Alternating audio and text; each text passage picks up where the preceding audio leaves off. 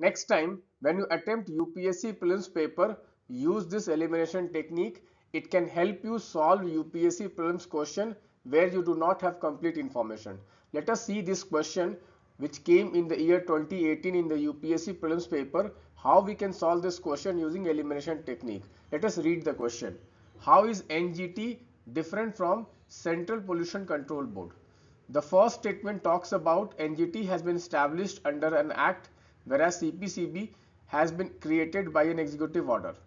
Statement 2 says that NGT provides environmental justice and helps reduce burden of litigation in higher courts, whereas CPCB promotes cleanliness and streams as well and improve the quality of air in the country.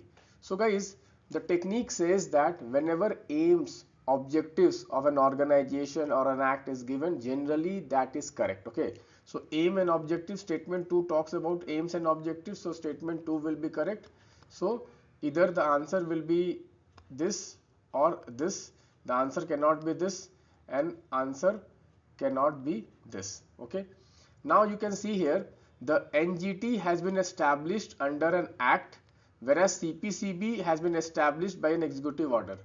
Whenever organizations are given and the statement says this organization comes under this ministry or this organization comes under this act, generally those statements are incorrect. Okay, these kinds of facts are incorrect. So here guys, NGT is by an act and even CPCB is also coming under an act of parliament. So this statement is incorrect. So we get the answer 2 only. We get the answer 2 only. So guys, you can see how by using elimination technique we can solve questions in the UPSC prelims examination where we do not have any knowledge. Guys, I have taught all the elimination technique by analyzing last 25 years PYQs. You can go through that.